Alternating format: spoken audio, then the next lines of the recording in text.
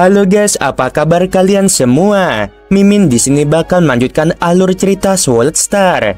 Disclaimer dulu bahwa kemungkinan besar ada perbedaan antara novel dan versi Donghua-nya, tapi alur cerita utamanya tetap sama. Jadi tanpa ragu, Mimin akan membawakan alur ceritanya. Guru Origin tampak bimbang. Apakah kalian ingin tahu alasan mengapa aku ditekan? Baik Lovong maupun pemimpin kota Primal mendengarkan dengan seksama. Saat aku pertama kali bangkit, kata Guru Origin perlahan, tak seorang pun dari era alam semesta pertama atau kedua yang bisa menandingiku.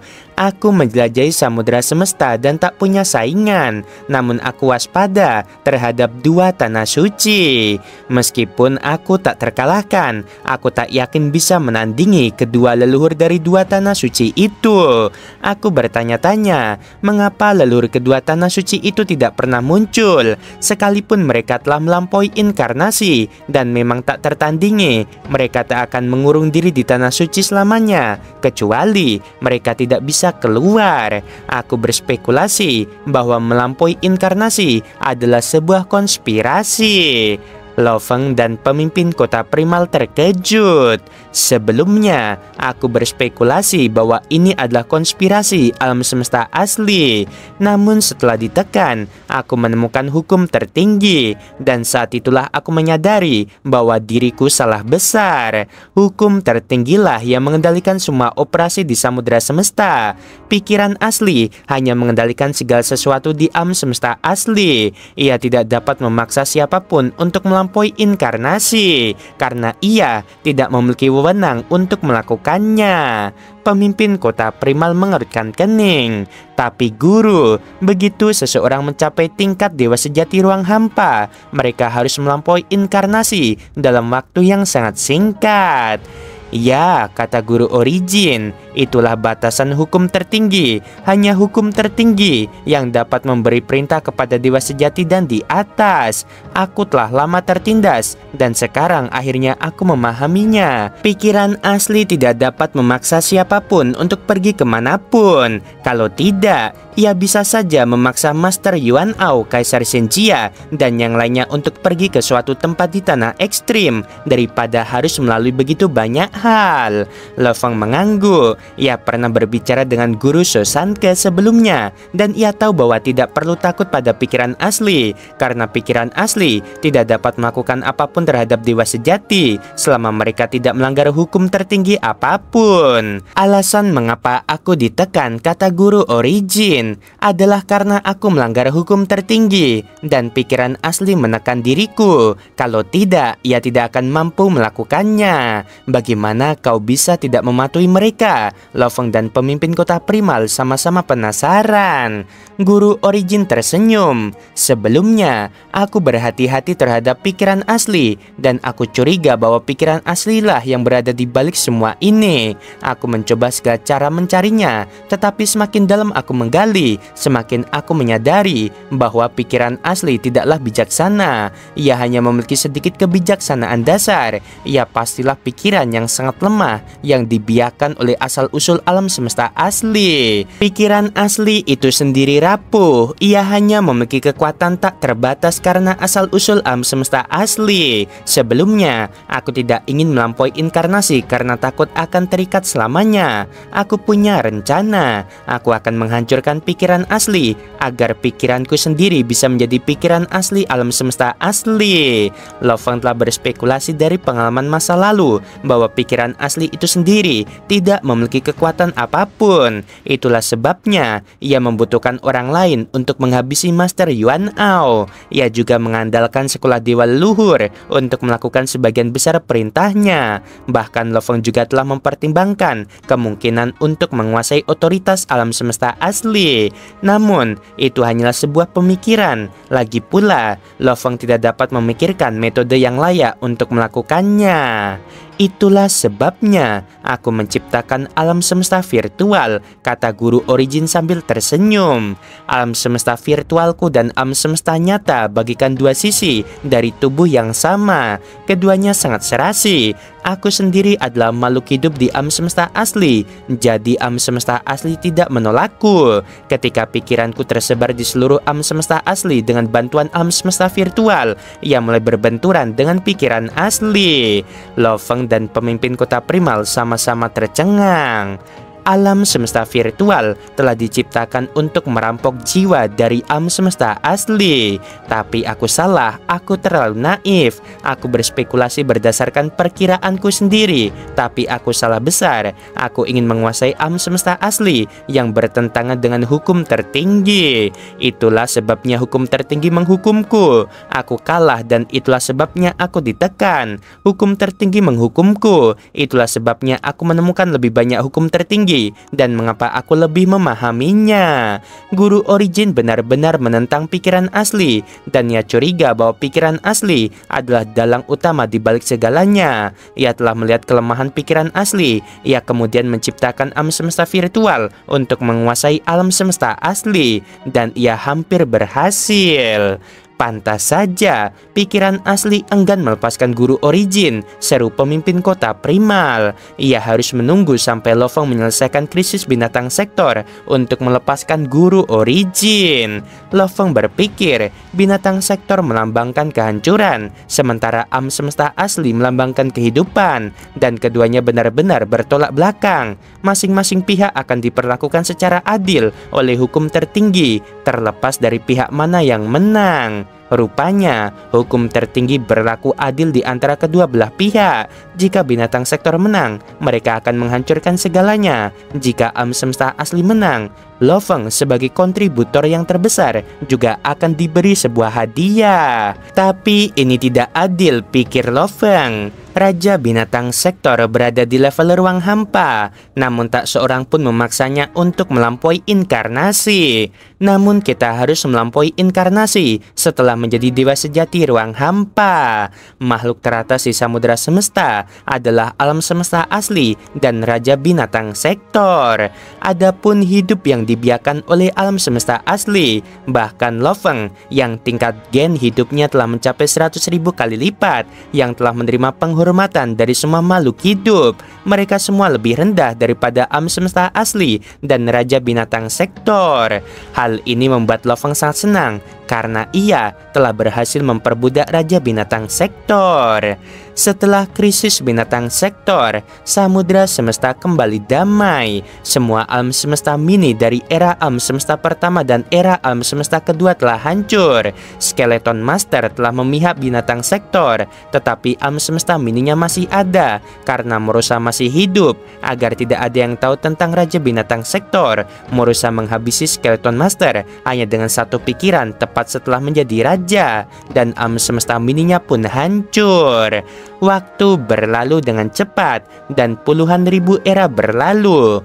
Membran dunia jin akan memutih setiap zaman. Seorang Universe Master baru dari ras iblis, yaitu Master Renyu, mengendarai sebuah istana dan terbang menuju dunia jin. Biasanya butuh waktu lama bagi makhluk agung untuk pergi ke dunia jin.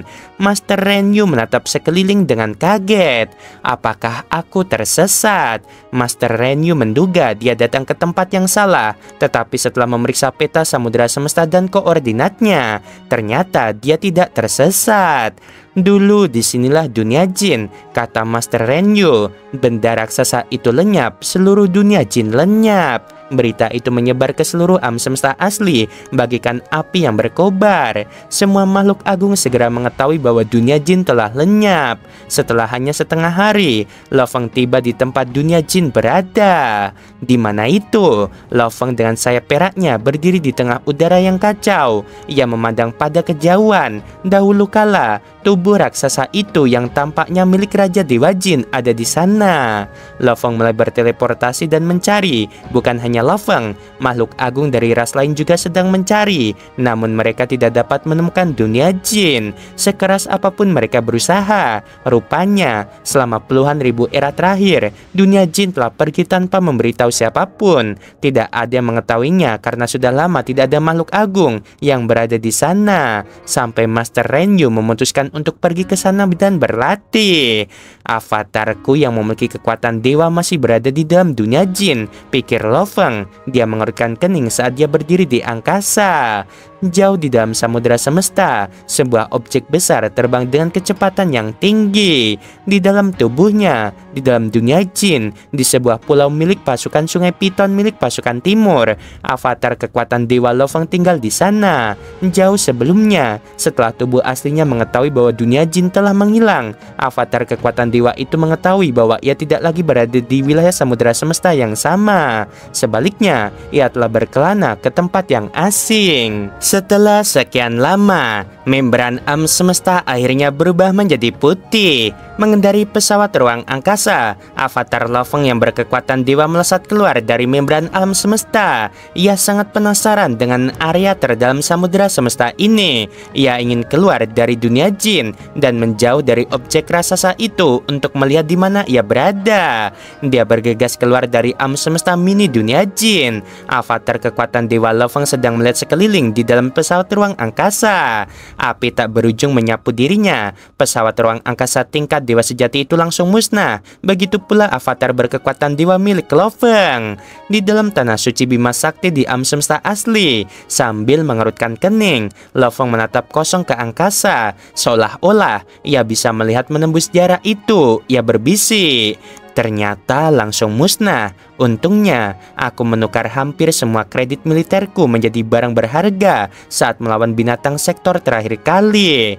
Meskipun ia tidak tahu di mana dunia jin berada, tampaknya tempat itu masih aman dan tentram, dan semua makhluk yang tinggal di dalamnya masih aman dan hidup. Untuk mengatasi krisis binatang sektor, dunia jin datang, pikir Lo Feng. Lo Feng bisa mengerti alasannya. Peradaban kuno memang pernah hidup di dunia jin, dan mereka yang tinggal di sana adalah keturunan peradaban kuno. Jika dunia jin tetap di sini, makhluk hidup dari era alam semesta selanjutnya akan dengan mudah mewarisi warisan dari peradaban kuno. Namun tampaknya hal seperti itu tidak akan terjadi lagi.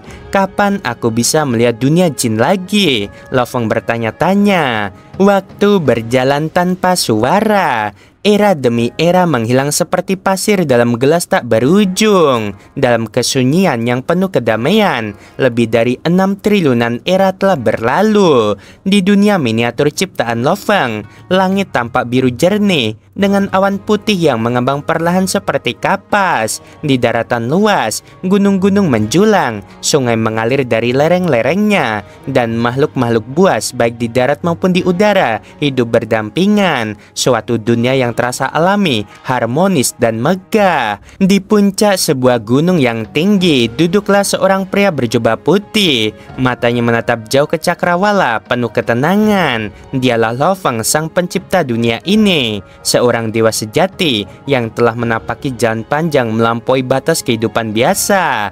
Di sampingnya berdiri seorang penjaga besar bertubuh kokoh, namun penuh kewaspadaan. Tiba-tiba, ruang di lereng gunung bergetar lembut. Sebuah sosok muda berambut perak muncul lewat teleportasi, menembus jarak jutaan tahun cahaya. Remaja itu melangkah cepat menaiki lereng gunung hingga mencapai puncaknya. Saat ia tiba, suaranya menggema penuh semangat. Lo Feng menoleh, senyumnya mereka hangat.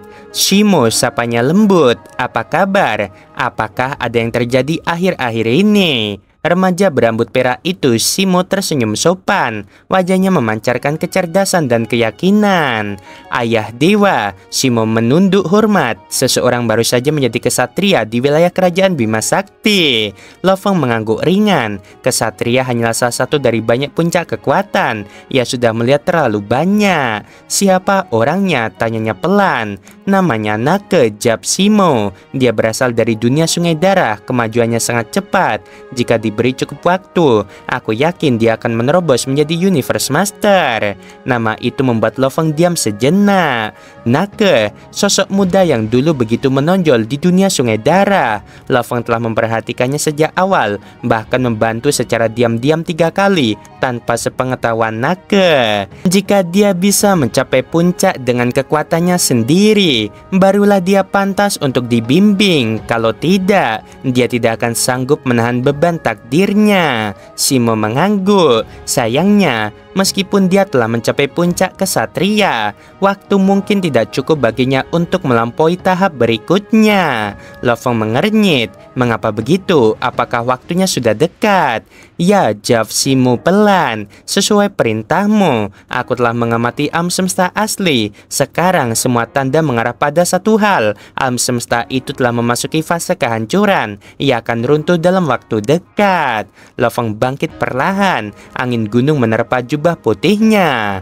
Akhirnya sudah saatnya. Selama ini ia telah menunggu sabar dan diam, karena ia tahu misteri sejati kehancuran hanya akan terungkap ketika alam semesta asli runtuh. Ia telah mencapai tingkat dewa sejati ruang hampa tertinggi. Ia menciptakan teknik level 12 tingkat atas, tapi itu belum cukup. Masih ada batas inkarnasi yang belum ia tembus. Di sampingnya, penjaga bertubuh besar itu mengangguk penuh dengan semangat. Tuan, katanya, aku sudah menantikan saat ini bersamamu. Itu adalah Morosa, salah satu makhluk paling misterius dan kuat yang kini menjadi pelayan setia Lo Feng. Dahulu Morosa adalah ancaman besar, kini adalah sahabat dan pendamping yang kekal. Aku harus pergi, kata Lo Feng, tapi bukan untuk langsung melampaui inkarnasi. Ada satu tempat yang harus aku datangi lebih dulu. Apakah kami akan ikut? Tanya Simo. Lo Feng menggeleng pelan. Tidak perlu, ini urusanku sendiri. Ia menghilang menembus ruang menuju sudut semesta yang tersembunyi. Di wilayah terpencil yang kosong, tanpa kehidupan, tanpa bintang, Lo Feng muncul, tak ada suara, tak ada cahaya, hanya kehampaan. Sudah lama, gumamnya. Ia memandang sekeliling. Disinilah dulu segalanya dimulai. Dunia yang memperkenalkannya pada gurunya Sosanke, yang merupakan penyelamatnya dan penuntunnya. Apa sebenarnya yang guru inginkan dariku? Bisiknya. Sejak krisis binatang sektor, Lo Feng telah menunggu. Ia yakin gurunya akan datang, tapi hingga sekarang tak ada kabar. Tiba-tiba ruang bergetar lembut. Sebuah istana besar muncul di kejauhan, berdiri megah di tengah kehampaan. Di hadapannya terdapat kolam jernih dengan air mancur yang memancur tenang. Ikan-ikan emas berenang pelan, menciptakan riak kecil. Di sisi kolam berdiri seorang pria tua berpakaian sederhana, namun auranya mendalam seperti lautan. Ini dia, kata pria tua itu sambil tersenyum, masih memandangi kolam.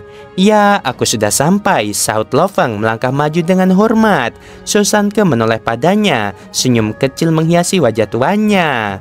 Aku penasaran, siapa yang lebih sabar di antara kita, ujarnya. Ternyata akulah yang menang. Lo Feng tertawa pelan. Bukan soal sabar, guru, aku hanya menunggu saat yang tepat. Ia membungkuk hormat. Rasa hormat dan terima kasih terpancar jelas di wajahnya. Guru, katanya perlahan, alam semesta asli hampir runtuh. Saat aku memahami sepenuhnya proses kehancurannya, aku akan melangkah maju dan melampaui inkarnasi. Jika kamu punya perintah, tolong katakan sekarang. Aku bersedia melakukan apapun. Sosanke tertawa ringan. Tak perlu terburu-buru, ujarnya santai. Apakah masih belum saatnya? Lo Feng mengurutkan kening dan bingung. Sosanke kemudian membuka telapak tangannya. Sebuah kristal emas muncul bersinar lembut. Ia memandanginya sejenak lalu menyerahkannya pada Lo Feng. Ini kesadaran virtual milikku, jawabnya tenang. Aku tidak bisa mengatakan semuanya sekarang. Hukum tertinggi melarangku. Tapi saat kau telah melampaui inkarnasi, saat kau bebas dari segala batasan, kristal ini akan mengaktifkan kesadaranku. Disitulah segalanya akan terungkap. Lo Feng menggenggam kristal itu erat. Ia memahami masih ada sesuatu yang jauh lebih besar menanti. Pergilah, kata Sosanke, kembali ke alam semesta asli, pahami kehancurannya. Itu akan memberimu pencerahan lebih dari apapun. Setelah itu, melangkahlah, jangan ragu. Melampaui inkarnasi bukan akhir, tapi awal yang baru. Lo Feng membungkuk dalam-dalam, matanya bersinar. Terima kasih guru, dan ia pun pergi.